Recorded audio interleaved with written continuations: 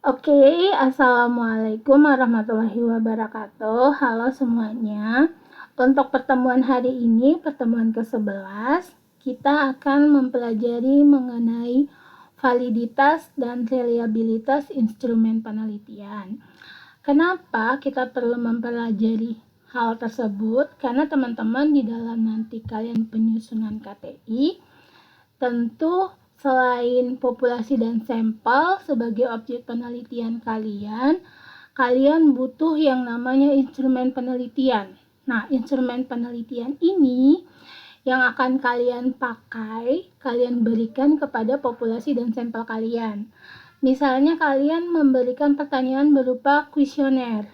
Nah, kuesioner itu terlebih dahulu harus kalian uji validitas dan reliabilitasnya. Ketika instrumen kalian sudah melewati proses validitas dan reliabilitas, maka instrumen kalian yang berupa kuesioner tersebut sudah dikatakan layak diberikan kepada sampel kalian. Oke, kita langsung mulai aja. Apa itu validitas? Validitas instrumen itu berasal dari kata validitas sendiri yang artinya sahih.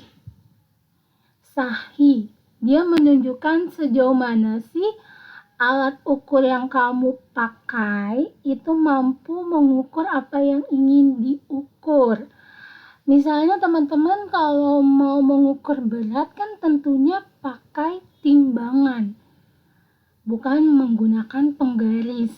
Nah, ketika kalian mau mengukur pengetahuan masyarakat tentang DM melalui kuesioner, apakah soal-soal yang kalian pakai itu sudah menunjukkan indikator tentang DM atau enggak? Makanya perlu kita uji dulu, jangan sampai ketika tujuan kalian mengukur DM, tapi malah kuesionernya itu mengenai TBC, jelas-jelas berbeda. Oke. Validitas sendiri sebenarnya ada beberapa jenis, tetapi secara garis besar Profesor Sugiono itu membagi validitas menjadi 3 jenis. Validitas konstrak, validitas isi, dan validitas eksternal. Validitas konstrak itu apa sih? Validitas yang diuji oleh para ahli atau bahasa kerennya judgment expert dengan minimal 3 orang yang sudah bergelar doktor sesuai dengan lingkupnya. Jadi kalau teman-teman mau menguji validitas konstrak untuk instrumen kalian, berarti kalian harus milih pakar atau expert yang minimal pendidikannya udah S3 dan memang sesuai dengan lingkup penelitian kalian. Kalau kalian di bidang farmasi, ya berarti adalah orang-orang farmasi yang minimalnya sudah S3. Kemudian dia biasanya diujikan dengan minimal sampelnya 30. Oke. Yang setelah datanya ditabulasikan, dia menggunakan analisis berupa bantuan komputer. Sedangkan validitas isi, kalian itu membandingkan isi antara instrumen dengan materi pelajaran yang akan diajarkan. Misalnya ketika dosen kalian mau memberikan ujian, maka ujiannya itu tidak boleh berbeda dengan apa yang menjadi silabus dari mata kuliahnya tersebut. Oke. Secara teknis, pengujian validitas konstrak dan isi itu sama-sama bisa menggunakan kisi-kisi yang berisi variabel yang akan diteliti dengan indikator sebagai alat ukur dari masing-masing pertanyaan atau masing-masing pernyataan yang telah dibuat. Berikut ini adalah salah satu contoh validitas isi untuk kepuasan pasien terhadap pelayanan farmasi. Jadi di sini bisa diberikan penilaiannya berupa sesuai, tidak sesuai, baik, tidak baik misalnya, atau bisa juga menggunakan 5 skala. Cukup, tidak cukup, sangat tidak cukup, pas, tidak pas, dan sebagainya.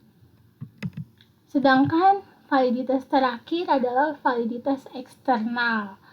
Validitas eksternal ini instrumen diuji dengan cara membandingkan antara kriteria yang ada dengan fakta-fakta yang terjadi di lapangan. Misalnya,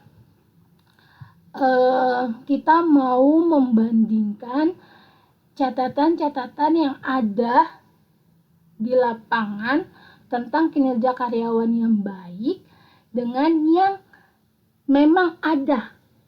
Jadi misalnya gini teman-teman, tentu kan kita punya standar kriteria kalau kinerja karyawan yang baik itu adalah ABCD. Nah, coba kita bandingkan dengan yang terjadi di lapangan.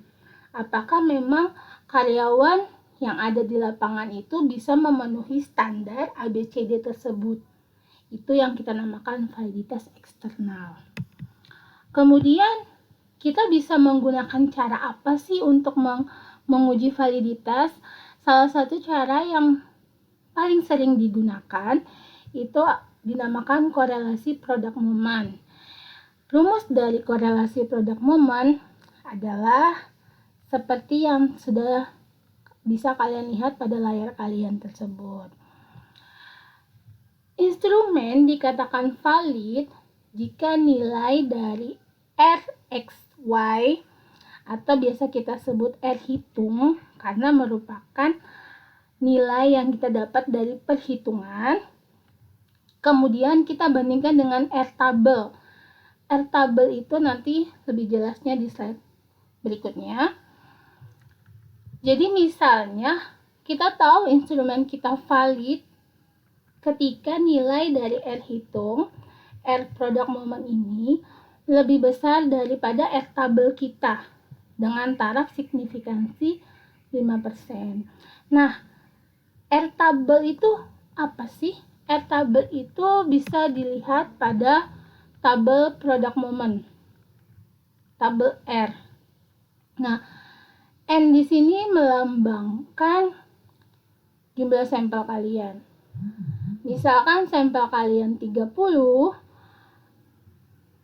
pada taraf signifikansi 5%, maka R tabel kalian adalah 0,361. Semisal R hitung kalian adalah 0,40, maka dikatakan instrumen tersebut valid karena R hitung 0,40 lebih besar dari R tabel 0,361 ketika sampel kalian 30. Nah, ketika sampel kalian bukan 30 tetapi misalnya 70, maka R tabel kalian adalah 0,235. Jadi, N di sini melambangkan sampel yang kalian gunakan pada penelitian kalian.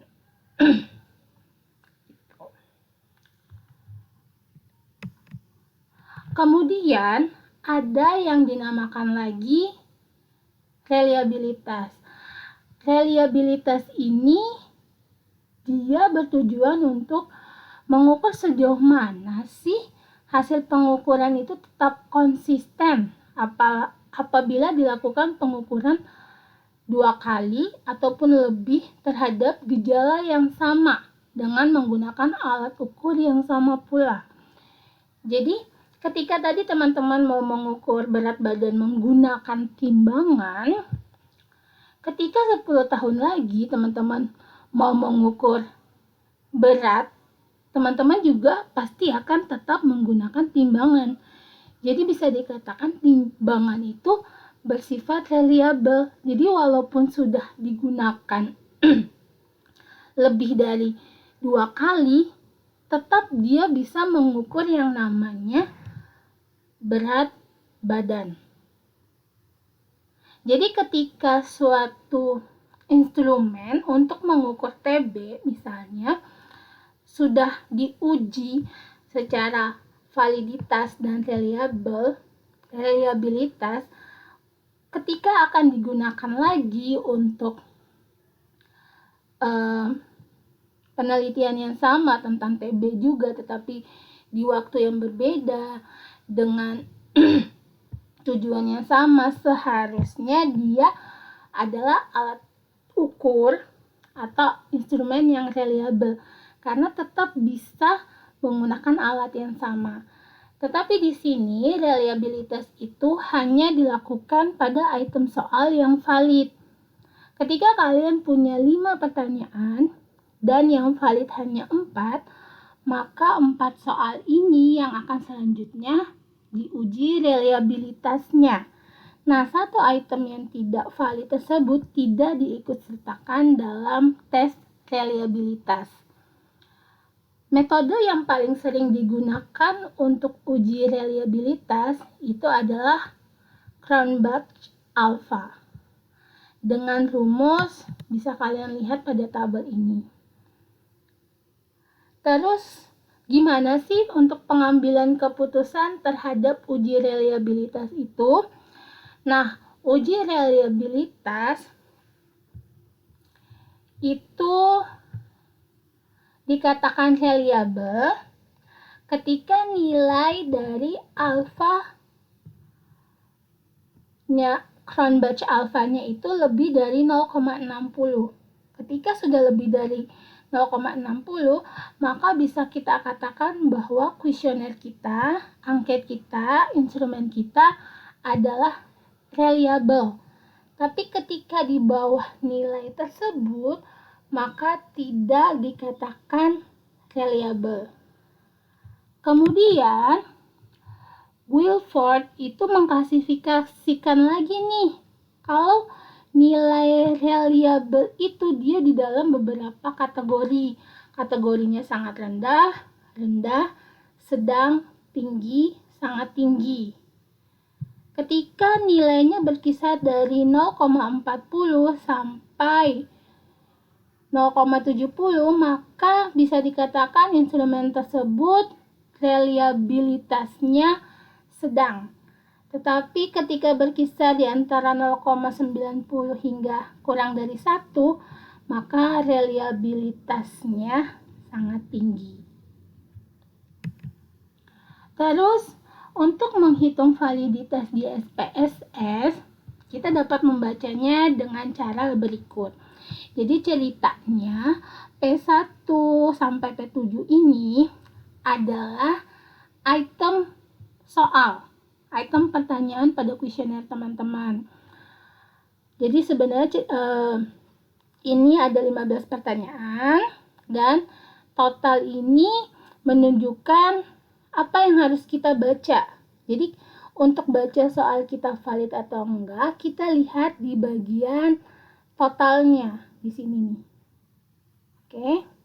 Untuk lebih jelasnya gini. P1. Jadi ini menunjukkan soal pertama di mana nilai R hitungnya atau tadi nilai alfanya 0,779. Sedangkan baris kedua dia menunjukkan nilai p-value-nya. Tadi kan kita udah tahu tuh kalau soal dikatakan valid jika R hitungnya lebih dari R tabel. Jadi teman-teman, langkah pertama, cara pertama untuk tahu soal kalian valid atau enggak, kalian tinggal lihat nilai dari yang baris pertama nih. Apakah 0,779 lebih besar dari R tabel kalian? Kalau iya, maka artinya valid. Kalau di bawah itu berarti tidak valid. Langkah kedua, kalian bisa lihat dari nilai p-value-nya. Jika p-value-nya di bawah 0,05, itu artinya soal kalian valid. Tetapi jika dia lebih, maka soal kalian tidak valid.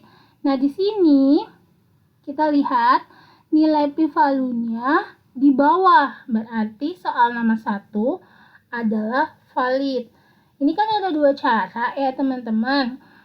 Tapi kalian hanya perlu menggunakan satu pilihan cara aja. Kalau kalian mau membandingkan dengan nilai R-table, silahkan gunakan cara pertama.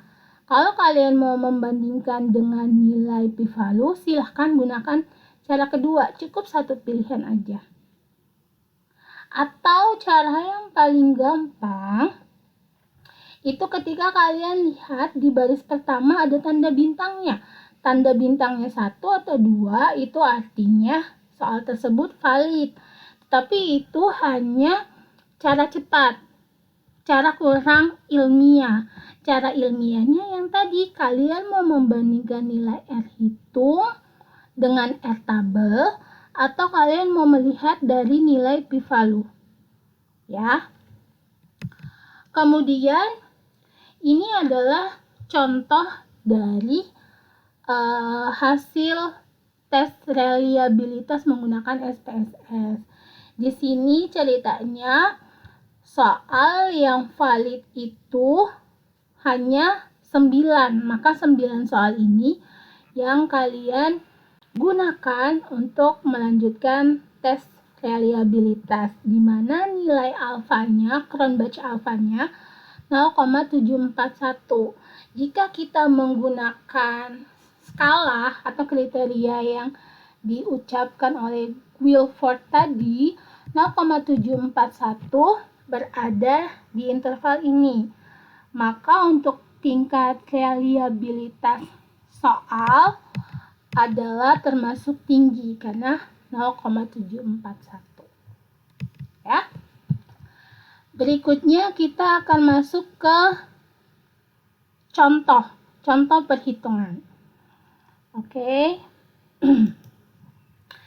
Jadi di sini saya mau menunjukkan bahwa ini adalah salah satu instrumen yang dibuat oleh bimbingan saya di tahun lalu mengenai pengetahuan diare. Di sini dia membuat ada 15 pertanyaan dengan tipe soal benar dan salah.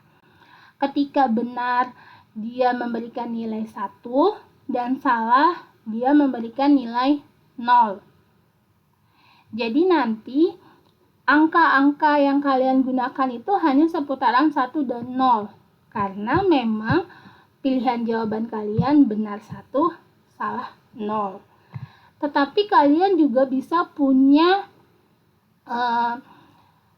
angka-angka berupa 1-5 ketika memang kalian menggunakan skala Likert yang misalnya kurang puas, sangat tidak puas, cukup puas, puas, sangat puas. Ketika kalian menggunakan 5 skala, berarti nanti angka-angka kalian berkisar antara 1-5. Oke? Tapi jika kalian menggunakan soalnya berupa soal esai, ini adalah contoh skripsi saya. Jadi di sini saya menggunakan soal esai untuk instrumen saya. Nah, untuk soal esai terlebih lagi soal matematika, tentunya kan setiap item soal punya skor yang berbeda-beda. Nah, langkah pertama kalian harus menentukan dulu skor maksimalnya berapa. Jadi setiap orang yang menjawab dia dapat poin berapa. Jadi kalian harus menentukan dulu tuh. Sama nanti perhitungannya. Yang berbeda adalah poin maksimal setiap soal pasti berbeda. Kalau tadi ini pasti poin maksimalnya hanya 1 karena benar 1, salah 0. Kemudian kalau kalian pakai skala Likert, pasti poin maksimalnya hanya 5 karena kan angkanya seputaran 1-5. Oke. Nah, ini. Kemudian ceritanya di sini kalian punya 30 responden. Nih, Ada 30 responden yang sudah menjawab 15 pertanyaan di atas. Di sini bisa dilihat bahwa angka-angka yang berkisar itu hanya angka 1 dan 0. Ya. Nah, kemudian angka-angka ini terlebih dahulu kita input ke dalam Excel. Jadi R itu melambangkan responden, ada 1 sampai 30. Kemudian P itu melambangkan pertanyaan 1 sampai 15. Tapi jangan lupa teman-teman, ketika kalian mengerjakannya di Excel, kalian tambahkan lagi satu kolom, yaitu kolom jumlah. Di sini, untuk menghitung jumlah, kalian pakai rumus sama dengan sum. Kemudian tinggal kalian blok dari P1 sampai P15. Oke, saya contohkan. Sama dengan sum, buka kurung, kalian blok dari P1 sampai P15, tutup kurung 11. Kalian lanjutkan hingga ke responden 30. Oke? Setelah itu, kalian copy hingga jumlah sampai dengan responden 30. Ctrl C, copy, kalian pindahkan ke SPSS, tapi klik yang data view, bukan variable view, data view. Paste. Oke. Kemudian kalian klik variable view. Di sini kalian ganti. Jadi P1, P2 sampai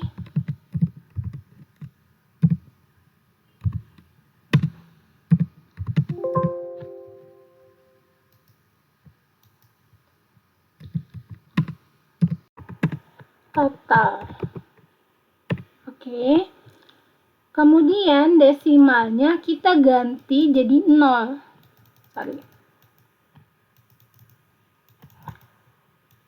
Kenapa harus kita ganti jadi 0? Coba teman-teman ingat, di sini kan ada 1.00. Sengaja kita ganti desimalnya menjadi 0 biar dia hanya angka 1 dan 0. Sama seperti tampilan awal di Excel. Oke. Measure diganti jadi scale. Oke.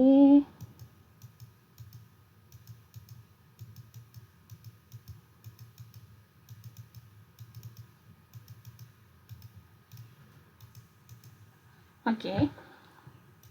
Nih, tampilan dari data kita sama ya seperti yang memang ada di Excel tadi. Kemudian untuk melakukan uji validitas itu gampang banget teman-teman. Kalian tinggal pilih analyze, kemudian correlate, dan pilih bivariate. Oke, kalian blok semua.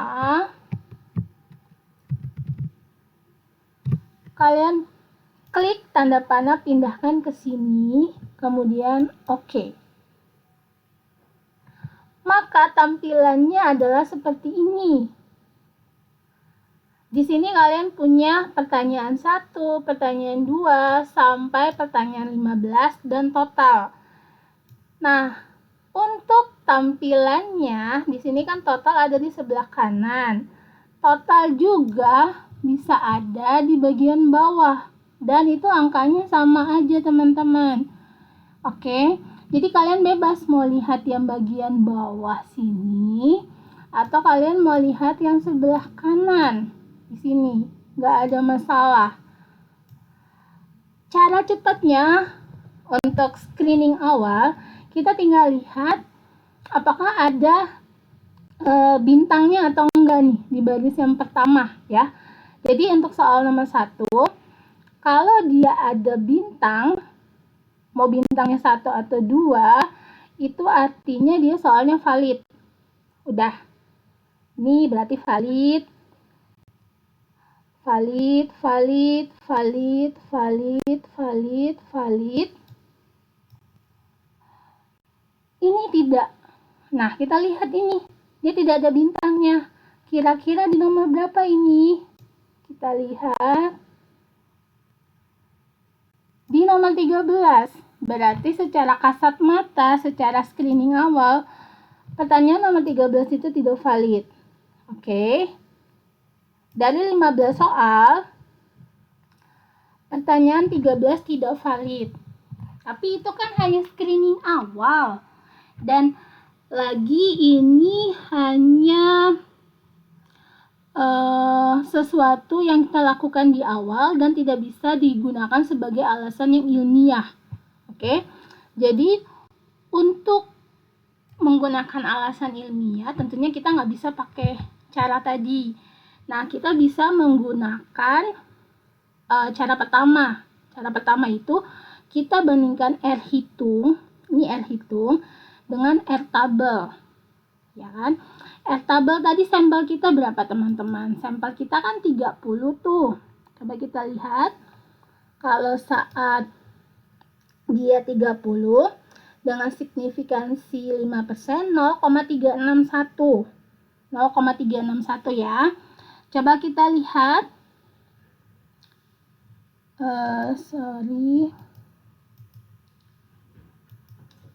Maaf. Mana ya? Nah, ketika R hitung kita lebih besar dari R tabel, maka soalnya valid. R tabel kita 0,361 teman-teman. Kita balik lagi ke SPSS. 0,765 lebih besar, valid. Kemudian ini berapa nih? 0,622 lebih besar, berarti valid juga. 0,617 lebih besar, valid. 0,702 lebih besar, valid. 0,654 lebih besar, valid. 0,512 lebih besar, valid. 0,654 lebih besar, valid. 0,473 lebih besar, valid. 0,490 lebih besar, valid. 0,468 lebih besar, valid. 0,621 lebih besar, valid. 0,458 lebih besar, valid. 0,663 lebih besar, valid. Sedangkan tadi ini dia tidak ada bintangnya dan dia ini berarti negatif 1,64. Jelas-jelas di bawah kan. Berarti dia tidak valid. Nah, artinya dari 15 soal yang tidak valid hanyalah soal ke-13. Berarti soal 13 ini kita tidak boleh ikut sertakan di dalam perhitungan reliabilitas. Jadi untuk tabel validitas adalah seperti ini. Wujudnya ketika kalian menggunakan SPSS langsung bisa kelihatan. Oke. Kemudian untuk melanjutkan ke uji reliabilitas, teman-teman bisa pilih analyze, kemudian scale, dan pilih reliability analysis. Tapi ingat, kalian hanya menggunakan soal-soal yang valid. Pindahkan ke sini nih, ke item. Sengaja saya pindahkan semua, baru nanti soal ke-13-nya saya kembalikan dan totalnya saya kembalikan. Gitu. Kemudian tinggal pilih oke. Nah, di sini didapat bahwa nilai Cronbach alpha untuk tes reliabilitas adalah 0,854 dari 14 item pertanyaan. Nah, kalau kita menggunakan standar yang tadi dikemukakan oleh Guilford, itu didapat bahwa kita berada di sini nih, di interval 0,70 sampai 0,90. Artinya tingkat reliabilitas untuk instrumen kita adalah termasuk dalam tingkat yang tinggi. Gitu teman-teman. Jadi sebenarnya untuk menghitung validitas dan reliabilitas menggunakan SPSS itu sangat mudah dan cepat. Proses yang lama mungkin hanya ketika kalian menginput data yang ada di Excel. Tapi setelah kalian menginputnya selesai, untuk selanjutnya gampang banget teman-teman. Dan juga bisa langsung kelihatan yang mana sih soal-soal yang valid dan tidak valid dari screening awal. Tetapi ketika kalian mau memberikan laporan ilmiah, kalian nggak bisa bilang yang ada bintangnya ya. Tapi harus menggunakan tadi tuh, mau hitung menggunakan nilai R hitungnya atau menggunakan nilai p-value-nya. Silahkan kalian pilih sendiri.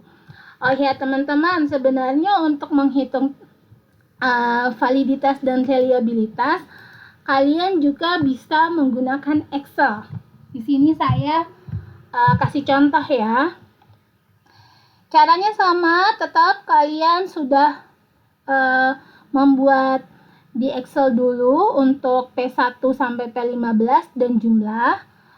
Dengan respondennya ada 30 sama. Kemudian kalian tambahkan lagi di sini. Tambahkan R hitung, R tabel, V atau T. R hitungnya kalian gunakan sama dengan Corel, buka kurung, B2 sampai B31. Maksudnya kalian blok dari, ini untuk pertanyaan pertama, dari responden 1 hingga responden 30, karena memang responden kalian ada 30.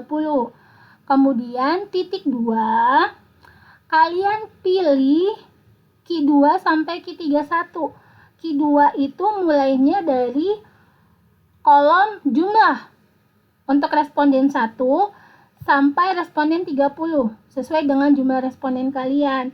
Tapi di sini kalian harus beri tanda dolar di depannya masing-masing, di depan Q2 sampai dengan Q31.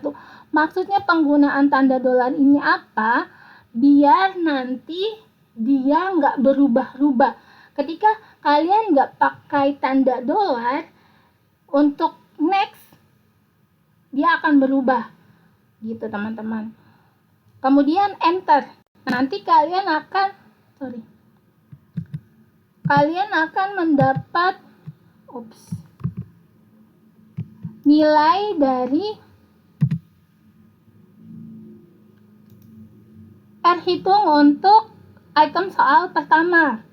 Oke, kalian lanjutkan proses yang sama untuk item soal yang nomor 2. Setelah item 1 dan 2 sudah selesai, kalian tidak perlu melanjutkan lagi sampai dengan item 15. Kalian bisa blok untuk item soal 1 dan 2, kemudian kalian drag hingga ke item soal ke-15. Gitu. Jadi di sini juga terlihat bahwa pada soal nomor 13 memang dia tidak valid. Nah, untuk R tabelnya tinggal kalian input masing-masing aja dengan cara melihat tadi. Melihat tabel produk momennya. Ketika jumlah sampel kalian 0,30, maka nilai R tabelnya adalah 0,361. Di sini juga sama 0,361. Kemudian kalian menentukan valid atau tidak validnya dengan cara membuat command. Sama dengan if, jika nilai R hitungnya lebih dari R tabel, titik koma, tanda petik V, titik koma, tanda petik T. Jadi ini dibacanya ketika nilai R hitung lebih besar dari R tabel, maka dia valid. Selain itu adalah tidak valid. Nah, didapat bahwa memang pada soal nomor 13 itu dia tidak valid sesuai dengan yang kita temukan pada hasil menggunakan SPSS. Jadi di sini teman-teman kalian bisa menggunakan SPSS maupun Excel sesuai dengan kenyamanan kalian. Tapi secara rekomendasi saya merekomendasikan SPSS karena kalian hanya input dan langsung secara screening awal udah terlihat mana yang valid dan mana yang tidak valid. Tapi kalau Excel, kalian harus menghitung lagi, memasukkan command lagi. Dan untuk reliabilitasnya, kalian juga bisa menggunakan cara yang sama di Excel. Tetapi untuk tes reliabilitasnya, saya kembalikan lagi ke kalian. Silahkan nanti kalian coba searching di Google, di YouTube, pelajarin sendiri. Jadi kalian bisa membandingkan, oh saya lebih prefer yang mana nih, mau menggunakan Excel ataupun SPSS. Nah teman-teman, untuk SPSS sendiri, dia termasuk program yang berbayar. Jadi nggak diberikan secara cuma-cuma. Di sini saya memberikan sedikit tutorial cara kalian untuk mendapatkan paket SPSS ini. Yang saya punya itu adalah SPSS dengan versi 26, cukup baru, tetapi memang cara untuk menginstalnya tidak mudah. Ya, walaupun dia tidak mudah, tapi dia bertahan sangat lama hingga saat ini sudah hampir 1 tahun. Sedangkan kalau SPSS yang kalian dapatkan di internet biasanya trialnya hanya 30 hari. Lewat dari 30 hari sudah tidak bisa digunakan. Kecuali kalian memang ada yang bentuk rekannya. Tetapi kalau bentuk rekan itu kan saya tidak tahu dan saya lebih percaya dengan apa yang saya dapat di sini. Jadi memang saya dapat dari teman saya yang ahli IT. Jadi kalau kalian mau silahkan dipelajarin. Di sini ada caranya, ada tutorialnya, dan sekali lagi memang nggak gampang tapi worth it banget untuk dipakai hingga nanti kalau kalian KTI. Karena dia tetap bertahan sudah hampir 1 tahun pemakaian di laptop saya dan so far tidak ada masalah sama sekali. Oke teman-teman, cukup sekian untuk pertemuan 11. Untuk absensi akan saya hitung berdasarkan komen yang kalian berikan di video ini. Jadi video ini akan saya upload di YouTube. Silahkan komen di sana dengan cara tuliskan nama dan kelas kalian. Kemudian apa yang kalian pelajarin dari video ini. Kalau ada yang mau kalian sampaikan, pertanyaan ataupun masukan atau ringkasan, silakan di sana karena di sana di komen itu akan saya hitung sebagai absensi kalian. Oke teman-teman, semoga hari kalian menyenangkan. Sampai ketemu lagi di pertemuan ke-12. Wassalamualaikum warahmatullahi wabarakatuh.